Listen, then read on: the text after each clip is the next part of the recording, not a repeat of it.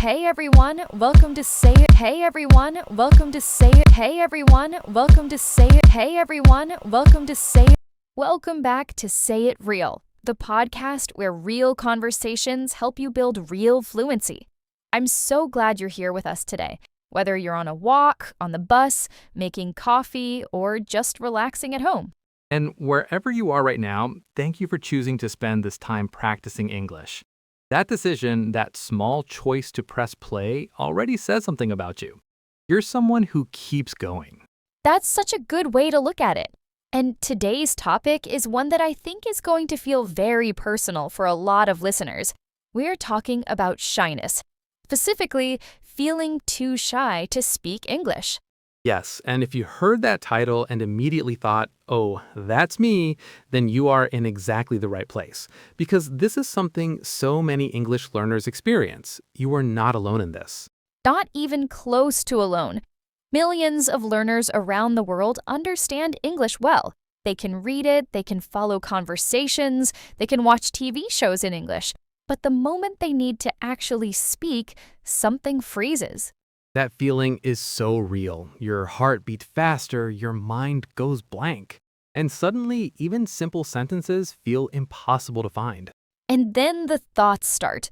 Am I pronouncing this correctly? Is my grammar right? What if I say something strange? What will people think?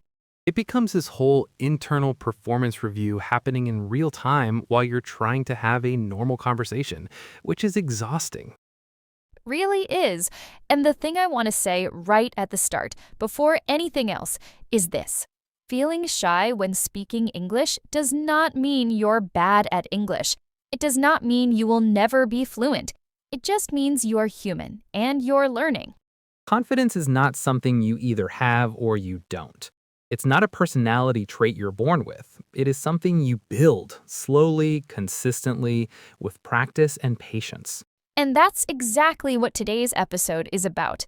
Not motivation speeches, not big dramatic advice. Real, practical daily habits that help shy learners become more comfortable speaking English, step by step. This episode is designed for B1 level learners, intermediate English. So we'll speak clearly and naturally, and you can follow along easily. You can also practice shadowing with us as we go. Yes, shadowing means repeating what you hear right after we say it. Try to copy the rhythm, the pronunciation, the natural flow. It's one of the most effective speaking tools out there, and you can do it right now with this podcast. All right, let's start with the question that so many learners ask. Why do I understand English well, but still feel too shy to speak it? This is honestly one of the most common experiences in language learning. And it can feel really confusing because logically you think, if I understand it, shouldn't I be able to say it? Right, but understanding and speaking are actually very different skills. And this is something I think more learners need to hear clearly. Let's break it down. Listening and reading, those are what we call passive skills. You receive the language, someone else produces it, and your job is to understand it. Your brain is doing work, but it's processing work, taking in and interpreting. But speaking is an active skill. Your brain has to do something completely different. It has to create the sentence from scratch, choose the vocabulary, build the grammar, decide the pronunciation, and do all of that in real time while someone is waiting for your response. It's a completely different mental operation, which is why you can watch an English film and understand everything, but then struggle to describe what it was about when someone asks. The analogy I always think of is music. You can listen to someone play the piano and completely understand what you're hearing. You can enjoy it, follow the melody, even predict what comes next. But sitting down and playing it yourself, totally different story. Your hands have to learn. Your fingers have to practice the movements. Speaking English works the same way. Your brain and your mouth have to work together, and that only happens through practice, through actually speaking. So if you feel like your speaking is behind your listening, you're not broken. You just haven't trained that muscle enough yet. And the good news is, it's a muscle, which means it responds to use. Now, there's another big reason learners feel shy, and it's connected to something very specific. The fear of making mistakes. Oh, this one is huge. So many learners have this image in their head of what they want to say, a clear, correct, perfectly structured sentence. And the gap between that ideal sentence and what they can actually produce in the moment feels overwhelming. So instead of saying something imperfect, they say nothing at all. And the silence feels safer in the moment, but it also means no practice, and no practice means no progress. It becomes a cycle that's really hard to break. Here's something important to remember, though. Real conversations are not perfect. Not for anyone, not even for native speakers. Right. Native speakers start sentences and change them halfway through. They pause to think. They use filler words. Like sort of. They say the wrong word and correct themselves. All of that is completely normal communication. Language is flexible. It was never meant to be a written exam. The goal of speaking is to communicate an idea, not to produce a flawless sentence. Think about it this way. If someone says, "Yesterday I go to the market," the grammar isn't perfect, but the meaning is completely clear. Everyone understands. That is successful communication. And with more practice, that sentence naturally becomes, "Yesterday I went to the market." Improvement happens gradually. The pressure to be perfect is actually one of the biggest obstacles to fluency. Not grammar, not vocabulary, the pressure. So the shift we want you to consider is this. Instead of asking yourself, "Am I saying this correctly?" ask yourself, "Am I communicating my idea?" That's the real question.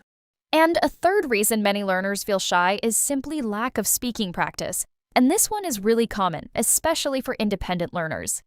Yes, someone might study English for years, reading, listening, watching, and do all of that consistently and seriously, but rarely or never actually speak. And speaking is like a muscle. If you don't use it, it becomes weak. Not because your English is getting worse, but because the physical habit of producing English with your voice, your mouth, your breath hasn't been trained. Even short daily practice changes this. Talking about simple things, what you did today, what you can see around you, what you're thinking about right now. These simple sentences train your brain to use English actively, and over time, speaking becomes easier. Let's talk about that, daily habits, because this is the practical heart of today's episode. What can you actually do every single day to become more comfortable speaking English? The first habit, and this one sounds almost too simple, is to speak out loud every day, even when you're alone, especially when you're alone. Because when you're alone, there's no pressure. Nobody's waiting for a perfect answer. Nobody's judging your pronunciation. You can take your time. You can try things, stumble, laugh at yourself, and try again. It's completely safe. Many learners study quietly. They read silently, they listen without responding, they watch without repeating. But their voice never gets involved, and the voice needs practice too. Your mouth has to learn the physical movements of English sounds. Your tongue, your lips, your breath, they all need to become familiar with how English actually feels to produce. And that only happens when you use your voice. So start small. When you hear a sentence in a video or a podcast, repeat it. That's shadowing. Copy the rhythm, copy the pronunciation, copy the emotion in the voice, even one sentence at a time. At first, it might feel a little strange, sitting in your room talking to nobody. This is exactly how speaking confidence builds, quietly, privately, consistently. And here's something interesting that happens with daily speaking practice. After a few weeks, words start coming out more easily. Your mouth becomes familiar with English sounds. The gap between thought and speech gets smaller, and you start to feel more fluent. Not because your English changed dramatically, but because a habit of speaking became natural. Another powerful daily habit is narrating your life, describing what's happening around you in English, in your head or quietly out loud. This is such a good one because it requires no preparation. You don't need materials, you don't need a partner, you just need your life, which you already have. So in the morning, you might think, I woke up early today. The weather looks gray. I'm making coffee.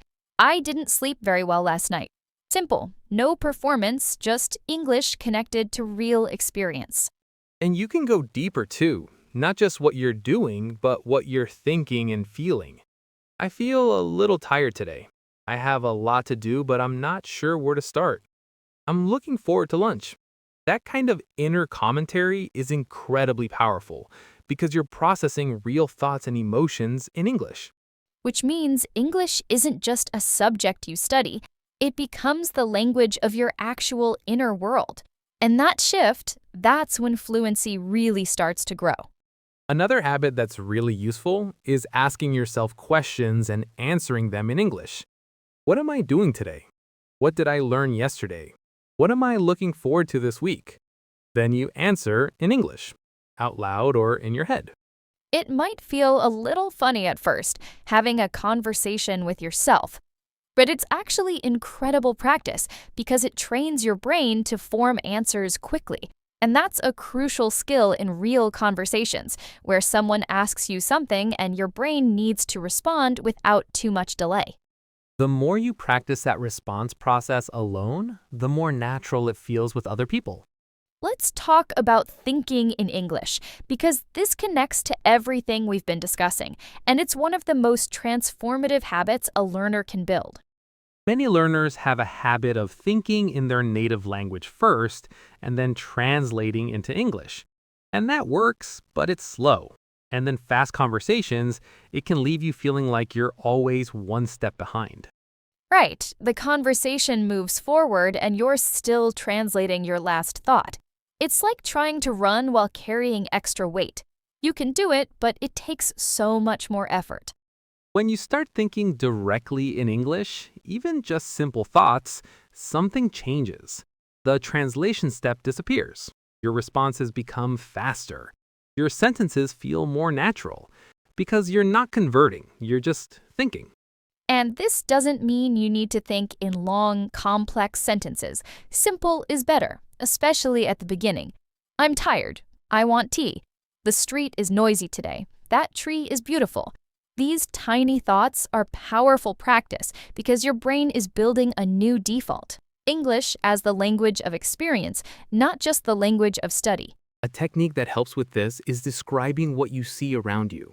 If you're sitting somewhere, a cafe, a park, your room, you can narrate it in your head. The room is quiet. The light is soft. Someone is walking past the window.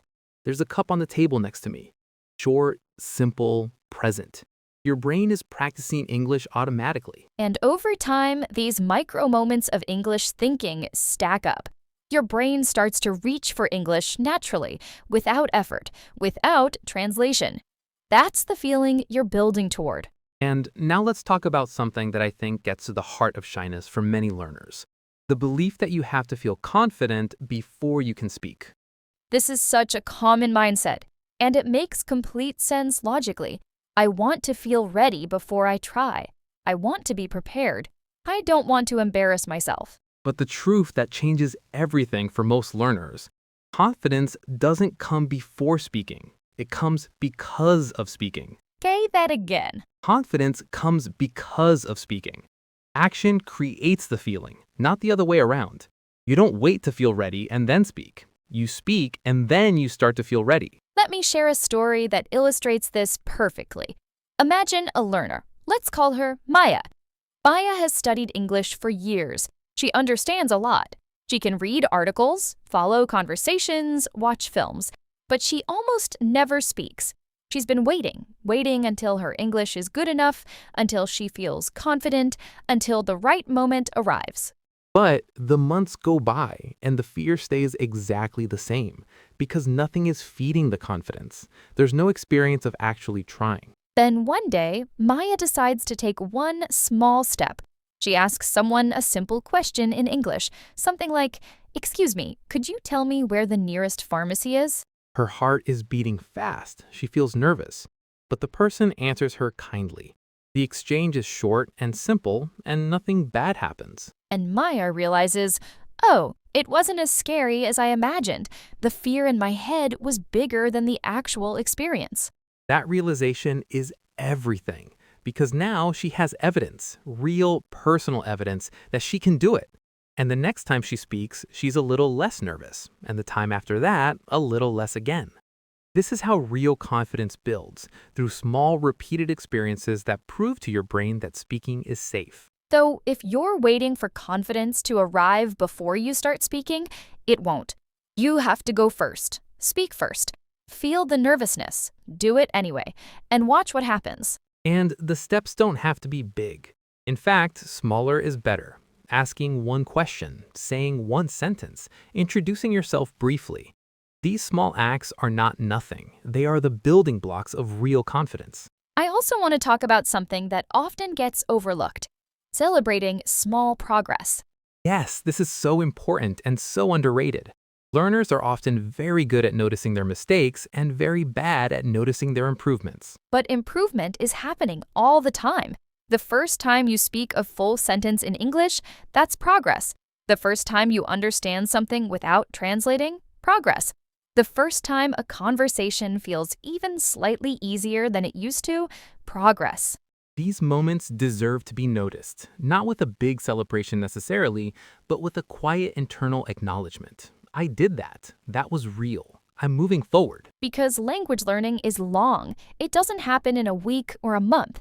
And if you only focus on how far you still have to go, the journey feels discouraging. But if you also look at how far you've already come, even a little, it becomes something you can sustain. And it's also worth remembering that every fluent English speaker was once a beginner. Every single one. They all felt nervous at some point. They all made mistakes. They all had moments of going blank or saying the wrong word. The difference is simply that they kept going. Your voice is not broken. It is growing, and every sentence you speak, perfect or imperfect, makes it stronger. Right, let's slow down for our word tour. We're going to revisit the key vocabulary from today's episode and make sure it really sticks. First, shy. If someone is shy, they feel nervous or uncomfortable in social situations, especially when speaking or being noticed. Dee was shy at first, but became more confident with practice. I feel shy when I have to speak in front of people I don't know. Next, confidence. Confidence means believing in your own ability to do something. It's not arrogance, it's a quiet trust in yourself. His confidence grew after many small conversations. Daily practice helped me build confidence in my speaking. Make a mistake. To make a mistake means to do something incorrectly. But in language learning, mistakes are not failures, they are information. It's completely okay to make mistakes when you're learning. G made a small mistake, but people still understood her perfectly. Practice. Practice means repeating an activity regularly in order to improve. The key word here is regularly. 10 minutes every day is more powerful than 1 hour once a week. He practices English by speaking out loud at home every morning. Step by step. This phrase means improving gradually, one small step at a time. You don't have to do everything at once. You can improve your English step by step. G became a confident speaker step by step, not overnight. Speak out loud. To speak out loud means to use your voice, actually producing sound rather than just thinking silently. Reading out loud helps you connect written words to spoken sounds. He practices English by speaking out loud even when he's completely alone. Think in English. Thinking in English means forming your ideas directly in English without translating from your native language first. Thinking in English made my speaking feel faster and more natural. She practices thinking in English during her daily walks. Progress. Progress means improvement or forward movement over time. Progress is not always dramatic. Sometimes it's very quiet. I can see real progress in my English speaking compared to 6 months ago. Consistent daily practice always leads to progress. Small steps. Small steps means making gradual improvements rather than trying to change everything at once. Small steps are not weak, they are sustainable. Each small step you take builds real confidence. Language learning is a journey of small steps. And finally, find your voice. To find your voice means to discover your ability to express yourself confidently. It's a beautiful phrase because it suggests that the voice was always there, it just needed to be uncovered. Learning English helped her find her voice. Every learner deserves a chance to find their voice in a new language. Let's bring it all together. Today, we talked about something real, something many learners carry with them quietly. the feeling of being too shy to speak English. And we discovered something important. Shyness in speaking is not a sign of weakness or inability. It's a natural part of the learning process. Listening and speaking are different skills. The fear of mistakes slows many learners down, and lack of speaking practice keeps the shyness in place. But the solution isn't to wait, it's to act. Speak out loud every day, even alone. Narrate your life in English. Ask yourself questions and answer them. Start thinking in English, one small thought at a time. And take small steps into real conversations, because each step builds evidence that you can do this. Confidence doesn't arrive before speaking. It arrives because of speaking. So go first. Speak first, even imperfectly, especially imperfectly. Your voice is growing. Every sentence makes it stronger, and we are rooting for you every single step of the way.